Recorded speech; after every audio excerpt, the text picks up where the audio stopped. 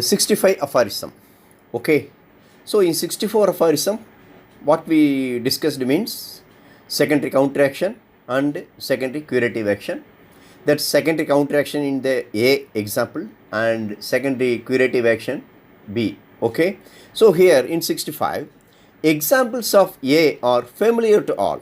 Yeah, what we discussed in following is the familiar only. A hand bathed in hot water is at first much warmer than the other hand that has not been so treated. Okay, so when you put that your hand in the hot water, okay, so what happened? For example, when you put your right hand in the hot water, so now it is just slightly warmer than the left hand, okay, which is not put in the hot water. So right hand is slightly warmer than the other hand. It is a primary action. But when it is withdrawn from the hot water and again thoroughly dried, now what you do, you just take out the hand, right hand, which is immersed in the hot water. Okay, now just you take out that one and thoroughly dried that one. Okay, what happened afterwards? It becomes in a short time cold and at length much colder than the other. Okay, so when you withdraw the hand from the water and it became the dried, what happened? No, now it is cold. Which hand? That right hand which you already dipped in the hot water. Now you withdrawn that hand and make dry. What happened? No, now it became the cold and at length much colder than the other. Okay, now it is feeling much colder than the other. So it is called a secondary action. Okay, because you also personally experienced that one. Most in the winter season, what we do, no, we just bath in hot water. Usually we are taking a bath in hot water in winter season. So what happened? No, when you take the bath with the hot water, you feel warmer, you just feel warmth. But what happened afterwards? When you come out from that water, warm water, and when you make your body dry, now you feel more colder than or much chiller than beforehand. Okay, now you feel much chiller. So it is a secondary counteraction. It is a, so only Hahnemann put that down. It is the examples are familiar to all. Clear? Then second example. As person heated by violent exercise is afterwards affected with the chilliness and shivering, secondary action. Okay, so for example, you just doing the exercise. Okay, what happened? No, after the exercise, your body became the heat. But what happened afterwards? Your body became the chilliness and shivering. Okay, then third example. To one who was yesterday heated by drinking much wine, primary action. Today, every breath of air feels too cold. That is the counteraction of the organism, secondary action. Okay, so you already know about that one. If the person is taking the wine, what happened? No, in the primary action, he seems to be fresh and in every stage. But what happened afterwards? Every breath of air which feels too cold. Okay, the next example, an arm that has been kept long in very cold water is at first much paler and colder than the other. So in the first example, what we saw, the person put their hand in the hot water. Now the person put the hand in the cold water. What happened? No, now it is just paler and colder than the other. But removed from the cold water and dried, it subsequently becomes not only warmer than the other, but even hot, red and inflamed. That is due to the second reaction of the vital force. Second reaction, there is the reaction of the vital force. Okay, so now you just dip your hand in the cold water. Now you feel more chill, but when you dried up now, it became the hot, not only hot, it is even hot, red and inflamed. Okay, so this type of you just see when you want a very chilly climate. Okay, the next, excessive vivacity, follow the use of strong coffee, which means you exercise freshness, but sluggishness and drowsiness remains for a long time afterwards. That is the reaction of second reactions. Okay. If this be not always again removed for a short time by impeding fresh supplies of coffee. So even you take the coffee the next time, it won't give the relief. It is a day-to-day common practice. Okay.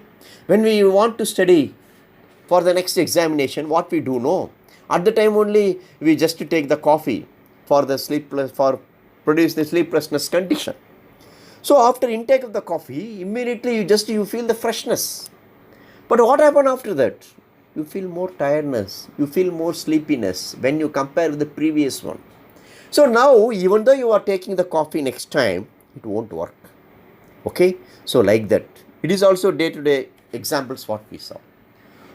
Next, sixth one. After the profound stupefied sleep caused by opium, the following night will be all the more sleepless second reaction.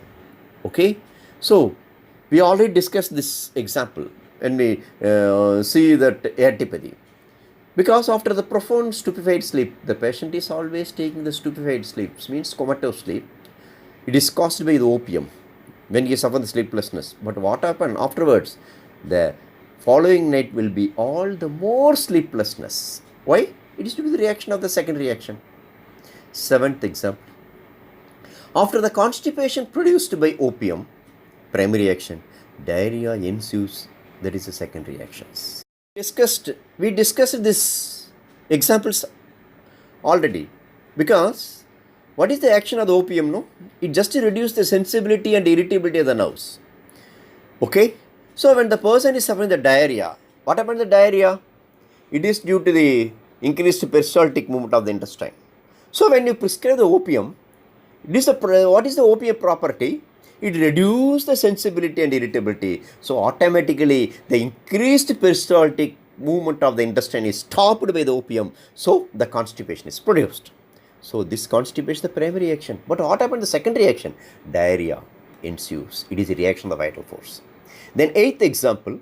And after purgation with the medicines that irritate the bowels, constipation of several days duration ensues. That is the second reaction. Okay. So here the patient is suffering the constipation. We just prescribe the purgatives. Now the patient passes the loose stool. It is a primary action. But after that, that person is suffering the constipations. And in like manner, it always happens after the primary action of a medicine that produce in the large doses a great change in the health of a healthy person, that it's exact opposite. So in this example, what we see, it is due to the primary action of the medicine which is prescribed in the large dose. That it's exact opposite when, as has been observed, there is actually such a thing is produced in the second reaction by our vital force. Because we prescribe the medicine, the large dose in antibody. So the primary action, that is the suppression. In second reaction, it is the complaints are increased. Clear? 66 aphorism. An obvious antagonistic second reaction. Okay, because we see that obvious means it is clearly noted. However, is as may readily be conceived, not to be noticed from the action of the quite minute homeopathic doses of the deranging agents on the healthy body. But this type of secondary action is not seen by the prescription of the homeopathy medicine. Why? We just prescribe the medicine in the very quite minute homeopathic dose. Okay? A small dose of every one of them certainly produces a primary action that is perceptible to a sufficiently attentive observer. Because we prescribe the medicine, that is a homeopathy, we prescribe the medicine in very minute dose. So what happened? The primary action is only observed by the sufficiently who is keen observer. That person only observe that primary action. But the living organism employs against it only so much reaction. What happened?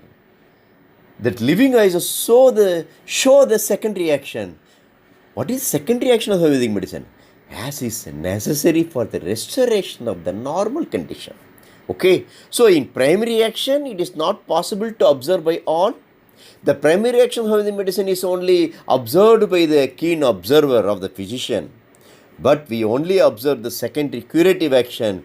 It is taken up by the vital force. How it is handled, no vital force. It is the restoration of the normal condition of the patient. Okay, this is the secondary curative action of the homeopathic medicine. Clear?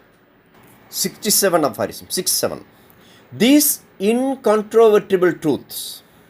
Okay, there is no doubt in truth, which spontaneously offer themselves to our notice in nature and experience.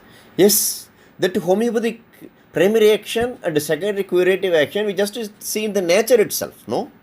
Because we already discussed what happened when two similar diseases meet together, and also some of the examples which we discussed in the nature's law of cure, that is the 26th aphorism. Okay, so nature itself it is happened. Explain to us the beneficial action that takes place under homeopathic treatment. So because the beneficial action only takes place.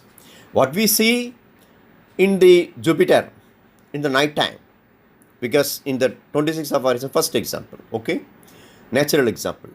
So in the Jupiter in the night time, we can able to see the light of the Jupiter. But what happened afterwards? When the sun come, it is not possible to see the Jupiter light because it is already occupied by the sun. That is happened the optic nerve. So we won't feel any disagreeable sensation. Okay. Like that, in homeopathic medicine, what happened now?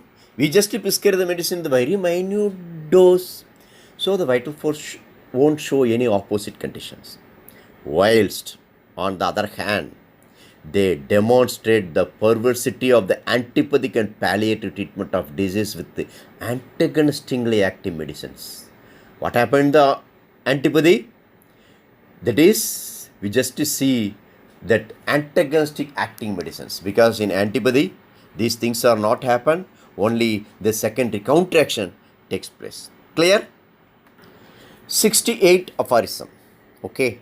So in 68 aphorism, Hahnemann discussed how the secondary curative action takes place in homeopathy. Probable explanation is there. Okay. The homeopathic cures, experience teaches us, homeopathic cures, experience teaches us that from the uncommonly small doses of medicine, okay, we prescribe the medicine with a very small dose, within bracket 275 to 287 aphorism, because in that aphorism, Hahnemann explained about the minute dose. We will discuss in later. Required in this method of treatment, which are just sufficient by the similarity of their symptoms. So we prescribe the medicine in the very minute dose, because we already in the minimum dose. So when we prescribe the medicine, the small dose of the medicine, which are sufficient for the term, by the similarity of their symptoms, to overpower and remove from the sensation of the life principle the similar natural disease. Because we prescribe the medicine in the minute dose, so by the similarity, because we prescribe the medicine based on the symptom similarity, no, so automatically stronger and remove the weaker one. So here what happened, no, when we prescribe the medicine, even though it is the dose is the minute, but the similarity is there, so it is stronger in character. So what happened? No, it just to remove the diseased natural force. That is a similar natural disease condition from the life principle. Clear? There certainly remains after the destruction of the latter. So which one is the remains after that one? When the natural disease they remove, that place is occupied by the stronger, minute, similar dose of the medicine. Okay? Clear? At first, a certain amount of medicinal disease alone in the organism. So what happened the first? No, a certain amount of the medicinal disease is alone in the organism. That is, the vital force is affected by that medicinal force for a short time in homeopathy.